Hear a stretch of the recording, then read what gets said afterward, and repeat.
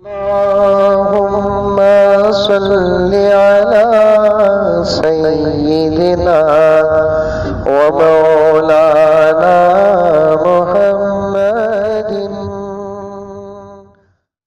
اسی لیے میں مسلمانوں سے کہنا چاہتا ہوں، اللہ سے اپنا رشتہ مضبوط کرو، رسول اللہ سے اپنا رشتہ مضبوط کرو، قرآن سے اپنا رشتہ مضبوط کرو، اعمال سے اپنا رشتہ مضبوط کرو۔ میں نے گزشتہ جمعہ عرض کیا تھا اشارتاً اور بالکل مختصر طریقے سے، جب امت کے ہاتھ سے ایک اہم عمل چھوٹ جاتا ہے، وہ عمل دشمن کے قبضے میں چلے جاتا ہے۔ ہمارے ہاتھوں سے اذان کا عمل چھوٹا، وہ عمل دشمنوں کے ہاتھ میں چلا گیا۔ مسجدوں کو ہم نے ویران کر رکھا ہے، اور آج مسجدوں پر ہماری دوسروں کی نظر پڑی ہے۔ ایک دنیا کا مزاج ہے، ظالموں کی عادت ہے، جب بھی کوئی چیز خالی نظر آتی ہے تو اس پر قبضہ کرنے کا سب کا ارادہ ہوتا ہے۔ اسی لیے کسی چیز کو خالی نہ چھوڑو، یہ شریعت کا بھی حکم ہے۔ پیارے آقا صلی اللہ علیہ وسلم فرماتے ہیں، ہمیشہ اکثر گھروں کو خالی نہ رکھو بلکہ گھروں کو آباد رکھو، کیونکہ جب گھر خالی ہوتے ہیں نا تو اس میں جنات اور شیاطین قبضہ کر لیتے ہیں۔ بار بار گھروں کو خالی رکھنے سے شریعت منع کرتی ہے۔ گھر خالی نہ ہو، شیاطین اور جنات قبضہ کر لیتے ہیں۔ آپ اگر سچے عاملوں کے پاس جاتے ہیں یا کوئی سچا عامل ہے تو آپ پوچھ کر دیکھو کتنے گھر ایسے ہیں جن گھروں پہ شیاطین اور جنات قبضہ کیے ہوئے ہیں۔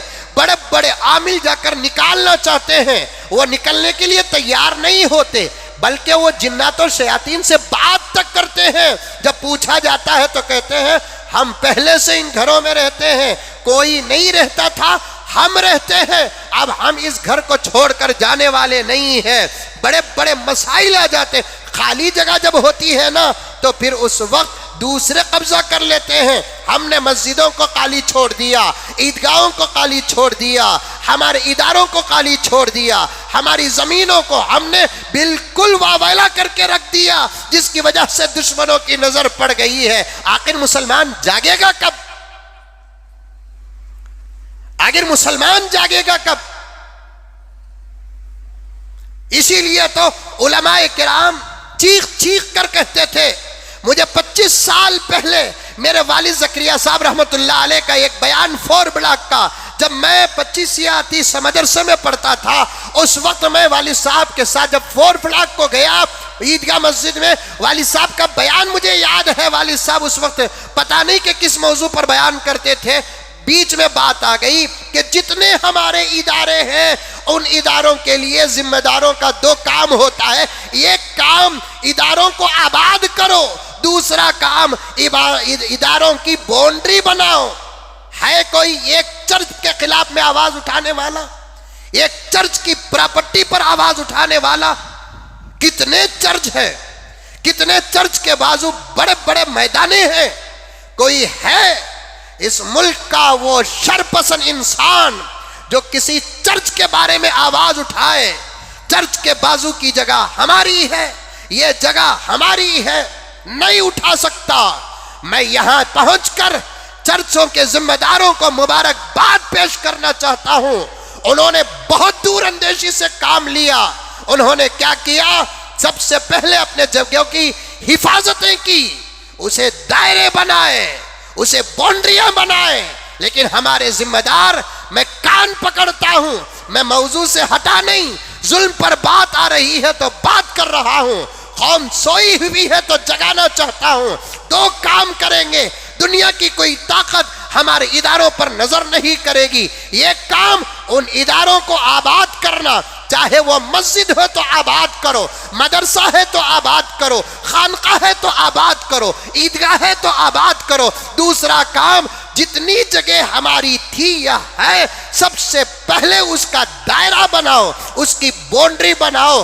افسوس کے افسوس، ہماری جگہوں کو ہم باؤنڈری کیا بنائیں گے؟ ذمہ داروں نے خود ہماری کئی کروڑ کی جگہ بیچ کر کھائے۔ عیدگاہوں کی جگہ بیچ کر کھانے والے ہمارے اپنے مسلمان۔ درگاہوں کی جگہ بیچ کر کھانے والے ہمارے اپنے مسلمان، مسجدوں کی جگہ بیچ کر کھانے والے ہمارے اپنے مسلمان۔ بات غلط ہے تو ایک آدمی ہاتھ اٹھا دے۔ میں کتنے عیدگاہیں بتاؤں آپ کو جو آج سے 20 سال پہلے 4 ایکڑ پر تھی اور آج ایک ایکڑ پر آ کر محدود ہو گئی۔ کتنے قبرستانوں کی جگہ کتنی بڑی تھی، آج کتنی ہو کر رہ گئی۔ کتنے اللہ والوں کے مزارات کے احاطے کتنے بڑے تھے، آج کتنے ہو کر رہ گئے۔ کہاں گئی یہ جگہ؟ کہاں گئی یہ جگہ؟ کہاں گئی یہ جگہ؟ جواب آئے گا کہیں نہیں گئی، بلکہ اسے بیچ کر کھانے والے خود ان اداروں کے ذمہ دار تھے۔ علامہ اقبال نے اسی حالت کو، اسی فکر کو، اسی درد کو سامنے رکھا۔ جن کو آتا نہیں دنیا میں کوئی فن تم ہو، جواب شکوہ کے اشعار ہیں۔ جن کو آتا نہیں دنیا میں کوئی فن تم ہو، نہیں جس قوم کو پردائے نشیمن تم ہو۔ علامہ اقبال کے اشعار ہیں یہ۔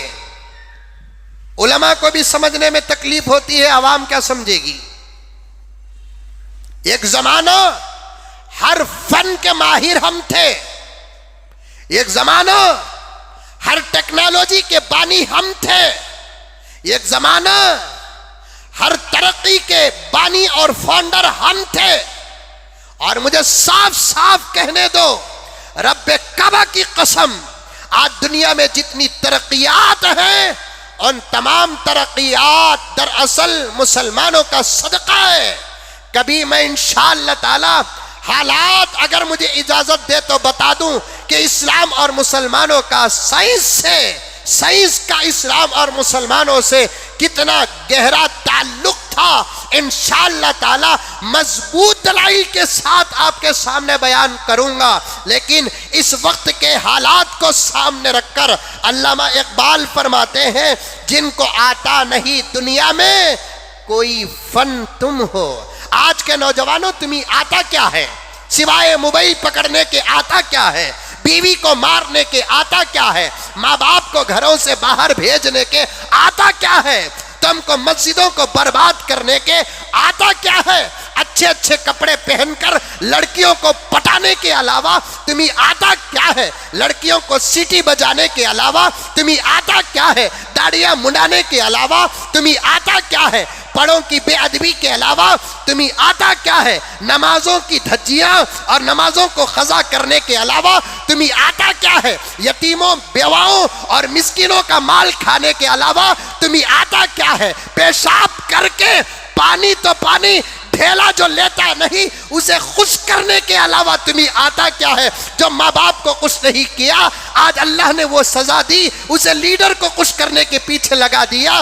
جو ماں کے قدمے نہیں پڑا وہ لیڈر کے قدمے پڑنے کے علاوہ کچھ نہیں آتا۔ اے مسلمانوں تمہیں کیا آتا ہے؟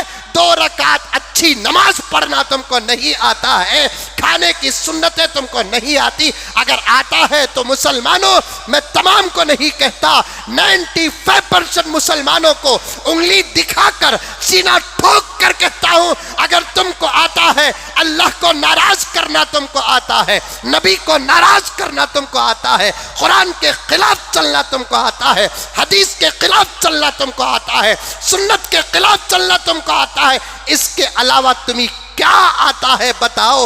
کون سے فن کے اس وقت تم ماہر ہیں بتاؤ؟ کون سے علم کے اس وقت تم ماہر ہیں بتاؤ؟ علامہ اقبال نے یہی فرمایا، جن کو آتا نہیں دنیا میں کوئی فن تم ہو۔ آج اگر تم کو آتا ہے تو نماز میں اچھا کھڑنا نہیں آتا، شادیوں میں ڈانس کرنا آتا ہے تم کو۔